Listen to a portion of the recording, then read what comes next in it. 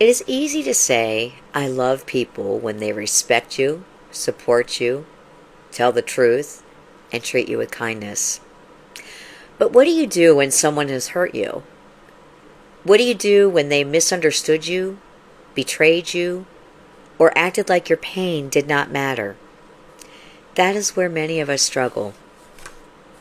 Because sometimes when you have spent years being overlooked, mistreated, silenced, or blamed, the very idea of walking in love can feel unfair.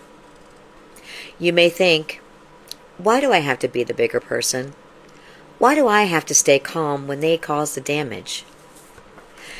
Let me say this clearly. Walking in love does not mean pretending the harm did not happen.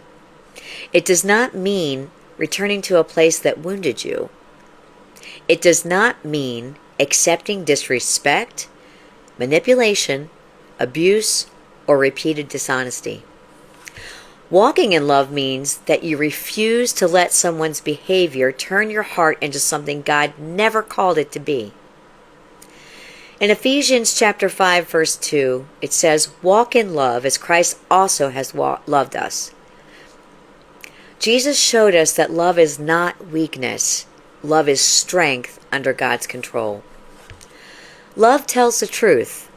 Love sets boundaries. Love does not celebrate wrongdoing. Sometimes the most loving thing you can say is, that is not acceptable. Sometimes the most loving thing you can do is step back. Sometimes walking in love means you stop arguing, you stop explaining, you stop chasing an apology, you place the situation in God's hands. You can love someone and still say, you do not get access to me in the same way anymore. That is not bitterness, that's wisdom. Ephesians chapter 4, verse 15 says, it tells us to speak the truth in love. Speaking the truth in love means you can say, what happened hurt me, and I will not pretend it did not hurt me. You can say, I forgive, but I need space to heal. You can say, I wish you well, but I am no longer available for this pattern. For some people, love has been used as a weapon. They were told to stay quiet because love covers.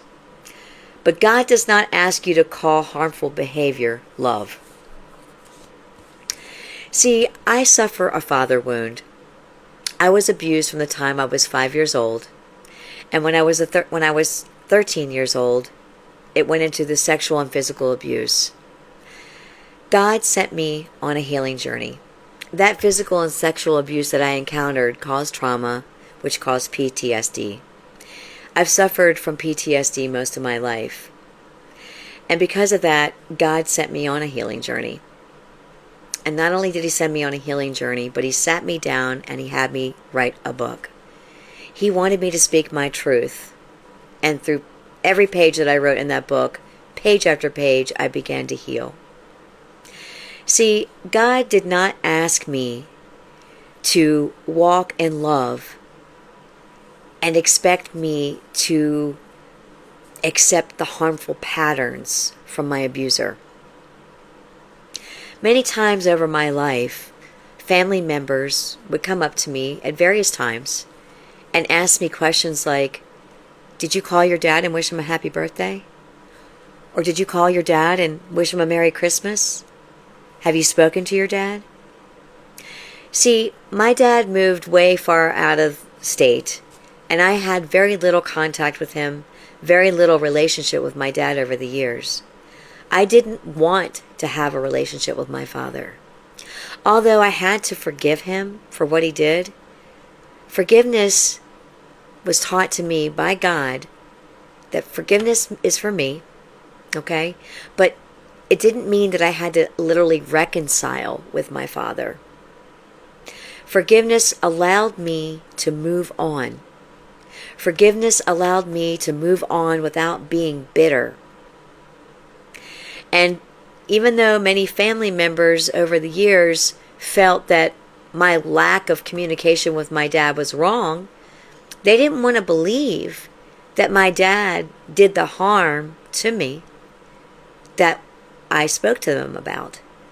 They couldn't believe at all that my dad could possibly do such a thing. And so they didn't want to hear that I didn't want to speak to my dad. They didn't want to hear that I didn't want to wish him well on the holidays and on his birthday. They thought it was horrible that I wasn't keeping in touch with him. But God said differently to me. God said there is no shame, there is no condemnation. If you would just forgive your father, your dad, it will release you. It will break those chains, the bondage that you're in, and allow you to be able to move forward. But nowhere did God ask me to reconcile my relationship with him. I had to protect myself and keep myself from the harm that my dad caused me. If I did see my dad through passing, I was always very civil. Hello and goodbye. Very little communication. So what I'm going to say to you is this.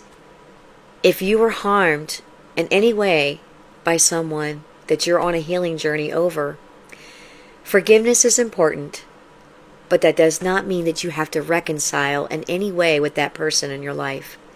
Forgiveness is so that you can move on and begin your journey of healing.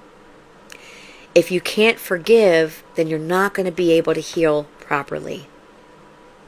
But you do not need to reconcile or have this person back in your life. God does not tell you that you have to do that. So let me ask you this. I'm not sure if you're already on a healing journey or if you need to begin one today. But I want to ask you this. What truth have you been afraid to say because you didn't want to upset anyone? Who is a safe person that you can speak honestly to this week? I'm going to ask you to lift that to God, because God wants you to discern who the safest people are going to be to speak to, because talking your truth to the wrong people can be costly. I know that is one of the things that happened to me that I had to learn the hard way. So you need to ask God discernment, who is safe for you to speak to, and ask him if he's sending safe people in your life to help you to be aware and pay attention to who's coming your way. Pay attention.